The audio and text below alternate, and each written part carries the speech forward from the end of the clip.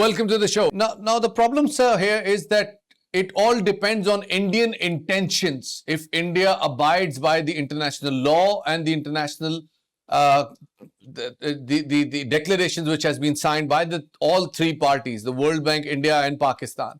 But the current Indian government has threatened, and they're pretty serious about it. They look pretty serious about it, that they're going to use water as a weapon, and they will seize the water flows in all three rivers, especially Chenab, where Bagliar is situated, where Pakal Dul is situated, where Ratle is situated. These flows, and if they start ponding all together, that can completely seize water flow in Chenab. They will not allow even environmental flows. What do you think can Pakistan do at this situation? Because Head Marala alone cannot suffice the environmental flows or the agricultural demands of the Chenab basin. Your take on that, sir? So we have already calculated and estimated about the mal operation by India, that the in acute conditions, let's suppose in the lean period, it means December, January, if India mal operates Dulhasti and the Salal hydroelectric plant and Baglia hydroelectric plant during December and January, there is a possibility that about 10 or 15 or 20 days, there will be a lesser flow at Marala. The flow only which is being generated below Salal will be available for Pakistan. That means that flow will be from the Jammu Tawi river and Munawar Tawi river. But let's suppose if India has constructed these projects for the generation of power, so can we think that India will stop the water and they will forego the power generation at Bagaliar, 900 megawatt, 690 megawatt at Salal, and then they will harm Pakistan. So it is a matter to think about these, I think, aspects. So having said that, but still, I think because we have designed at a critical kind of calculation, and ultimately we decided that in case of any threat from India, let's suppose, so we should link the Mangla with Marala link through Marala through a link canal, because the water which is being given from Rasool to Kadrabad in Chenab can be rerouted from Mangla to Marala to Kadrabad. So I'm glad that you mentioned the link canal issue. I'm glad that you mentioned link canals issue, because just recently we have witnessed a few experts who suggest that there is absolutely no need of building storage dams when we can completely divert water towards the non-irrigatable lands, and we can irrigate those lands in Cholistan, and we can expand our agricultural region. And they believe that the river flows, if disrupted, can create a bigger environmental disaster. And they also believe, and they have made feasibilities about it, and they have been very close to the higher ups, that they believe that there's absolutely no case in building these larger dams, which I think with the situation which you are explaining right now, I think right now we need dams more than ever. Your take on that, sir? yeah, it's very essential, because at the time of signing of the treaty in 1948, we are irrigation, we are supplying water only 67 million acre feet to our lands.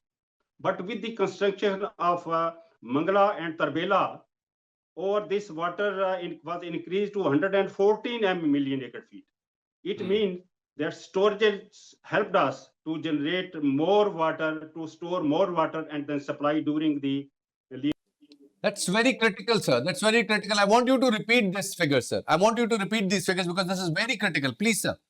Because before this signing of treaty, or before Mangla or Tarbela, only 67 million acre feet water was being supplied to our land in Pakistan. But after the construction of Mangla and Tarbela, this figure was raised to 104 million acre feet. That's almost double. That's almost double. In storing more water and our area it's the flow is generated only during the monsoon season, and we can store this water during the monsoon season. As you can now see that there are floods, and if we store these water, we can use later during the winter season. So I think storages can be better than any other scientific alternative. And what about these experts who say that dams are completely unnecessary and they suggest link canals between the rivers? Yeah, it's essential because link canal. Why we build link canal? As a matter of fact, let's suppose we have given this Sutlej and Beas water to India, and the canals which were being fed from these rivers, so see, were to be supplied by the water. So we extracted this water from Jhelum into Chenab and then into Ravi and Sutlej canals, which are being fed from these rivers. And also we also take the share from the Indus into Jhelum, Jhelum into Chenab, Chenab into Ravi, so on. So I think this linking of canal actually that helped, and that was the proposal by the World Bank, that we have a sufficient water in this area, and all the land which is within Pakistan can be fed from these three rivers. But let's suppose if India now has held the treaty in abeyance, and they are trying to extract water of River Chenab, so that is, I think, likely to affect Pakistan in, if not in near future, but in far future. And we have to think about the how we should manage it and how we should control this kind of any shortfall in our system. With India's intentions loud and clear, and the right winger narrative is gaining popularity among Indian masses, that also emphasizes that India is not going to change their narrative and will continue endorsing that they are going to use water as a weapon. Do you think that right now we need more dams than ever before? Sahab, there are more than 300 international treaties after 1948. And overall in the world, there are, I think, more than about 4,000 or 5,000 treaties. The example or the tradition which is putting forward by India to deny the water to the lower riparian, I think it will create a chaos throughout the world. And let's suppose if China is upper riparian in case of India, and Pakistan is also upper riparian in case of Kabul. So they should stop water to the lower riparian. I think the world has not accepted India's point of view, but at the same time, none of them had condemned its action. They just say it's not allowed in the treaty or in the regulations or principally, but they have not condemned India's such action. I think our delegation also has visited certain countries, but I think I have not seen any. I want a one-liner answer, sir. I want a one-liner on this. Do you think that Pakistan needs bigger storages right now more than ever before? Storages are inevitable. Storages, at least 30% of the flow should be stored in the dams. So if Pakistan is having about 130 million acre feet, it means we should store about 30% of this water. We are barely at 10%, sir. We are barely at 10%. Bangla and 7 and 8 in Tarbela, about 15. But we should need more. About 40,000 million acre feet of water is required. And still, about 27 million acres of land is without water in Pakistan. And Pakistan is short of water. And about 45 million acre feet is being extracted from the underground subsurface water. So that is also being depleted. So we need this flow because this is the only resource with Pakistan. That's a very crucial point. You just highlighted a very crucial point that Pakistan, since it does not have water in the rivers, it's utilizing the water below the ground, the surface water. We are using the underground aquifers, and they are also depleting pretty quickly. But Shah Saab, unfortunately, in Pakistan, dams are a political issue somehow. They're not a technical issue anymore. They become a rhetoric, and they become a debate of political ideologies. They talk about infuriate people. There are people who go on strikes, and there are parties and there are political leaders who use this narrative as a weapon against the sitting government. What are we going to do about that? I think the projects of national interest, I think they should be de-linked from politics. So let's suppose when Bangladesh was accepted, whether it was asked by the provinces that we are accepting Bangladesh.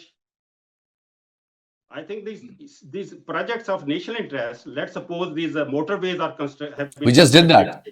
There has been no approval. No approval for motorway. Absolutely correct. Well, brilliantly put.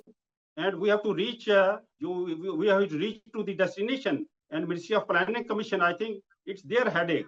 They have not to ask the MPAs, MNAs, or to have votes for these projects. They should know that we have to raise our GDP and we need these projects, and they should just construct those projects without, I think, without involving any political kind of thing. Otherwise, I think if you start asking any political, I think these people or the provinces, they may not allow. They have their own vested interest, and you can see, there was a strike by government of Sindh officially, and other Compress parties as well, and they blocked the road that this canal which is in Cholistan should not be constructed, and the government has to go against those, and then they, I think, had diluted, or you can say has taken a pause on these projects.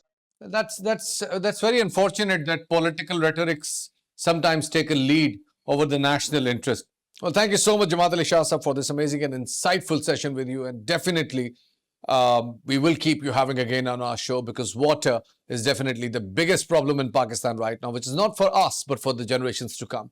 Thank you so much for joining in. And ladies and gentlemen, this is all from the Global Script. Keep watching the Ocean News.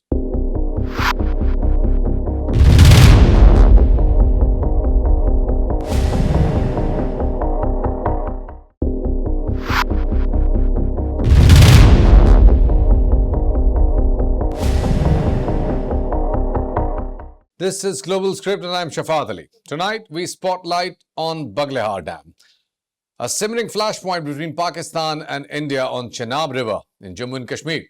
This 900 megawatts of hydroelectric power project has fueled decades of tensions under 1960 Indus Water Treaty, with Pakistan raising alarms over water security for its agrarian economy. As of July 2025, with India's treaty suspension and erratic river flows, we'll trace the dam's history and Pakistan's international appeals, and also the looming challenges ahead, with the lens on Pakistan's fight to protect its lifeline. This is Global Script, and you're watching Ocean News.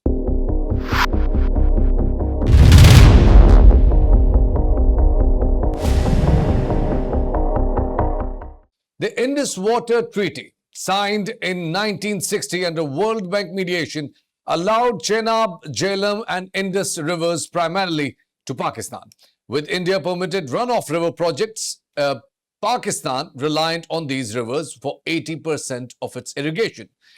Pakistan raised concerns when India proposed a Baglihar Dam in 1992. Within months, Pakistan objected, citing excessive pondage, which was 37.5 million cubic meters.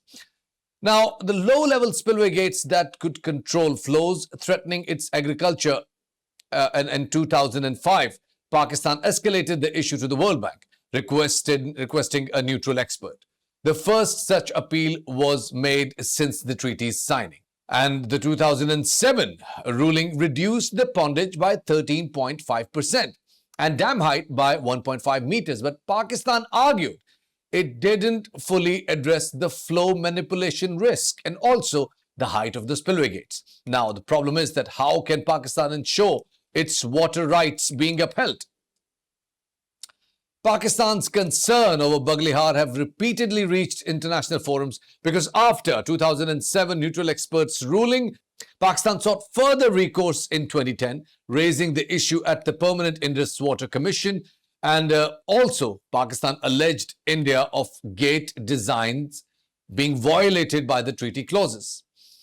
In 2016, Pakistan approached World Bank again, requesting arbitration over Baglihar and Kishanganga dams, fearing reduced Chenab flows. In May 2025, India's treaty suspension after a Pahalgam terror attack cut Chenab flows by 90% through Baglihar gates, impacting Punjab's kharif crops. Well, Pakistan labelled this as an act of war and appealed to the World Bank and Permanent Court of Arbitration, citing that this has been an outrageous treaty violation. Because after that, Chenab inflows dropping to 3,761 cusecs and India planning 4 new Chenab projects. The problem is that how can Pakistan diplomatically make an effort to secure its water?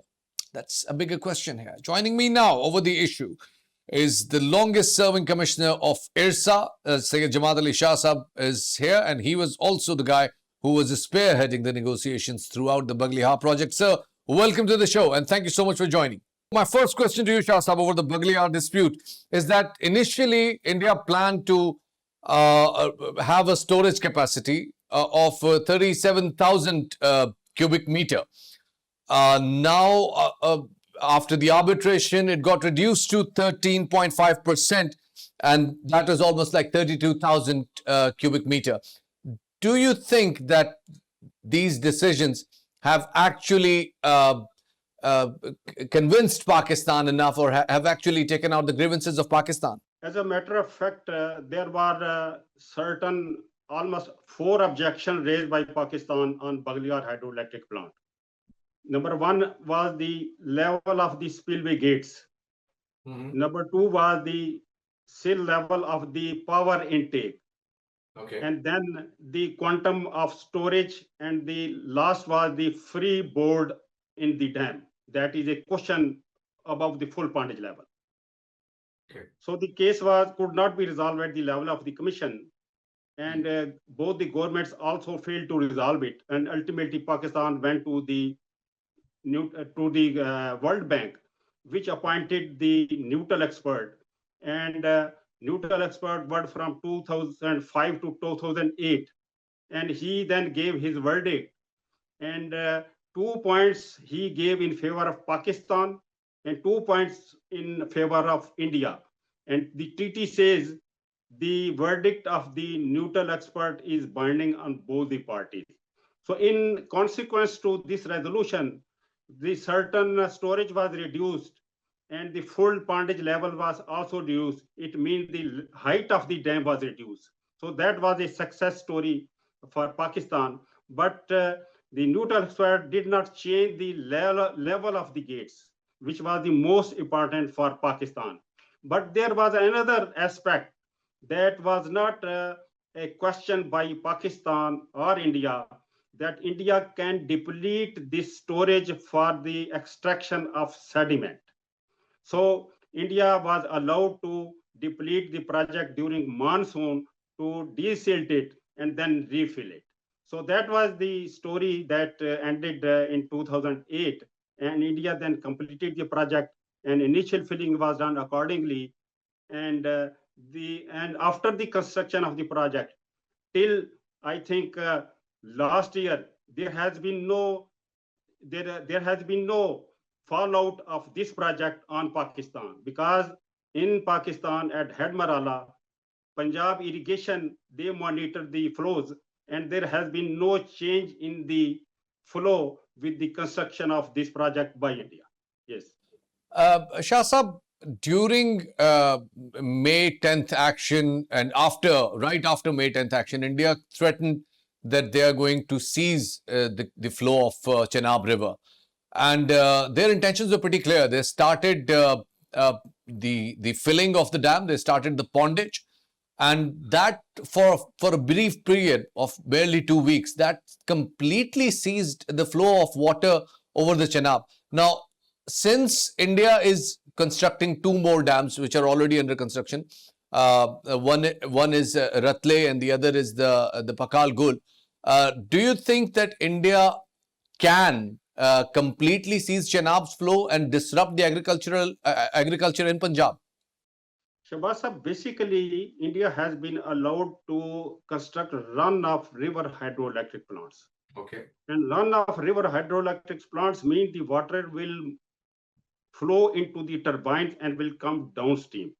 Let's suppose if With absolutely no storage. With absolutely no storage.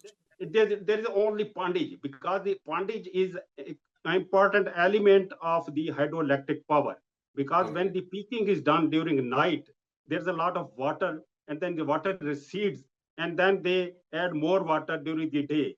So the fluctuation light that comes downstream. But the TT says the daily fluctuation will not be more than 130% and not less than 50%. But the weekly inflow will be equal to the weekly outflow. So it means within a week, India has to even out the inflow and outflow. So let's suppose if India operates these projects according to the treaty provision, there will be no changes in the flow. But if India mal operates these projects, Well, it's time for a quick break, ladies and gentlemen. We'll be right back after this short break.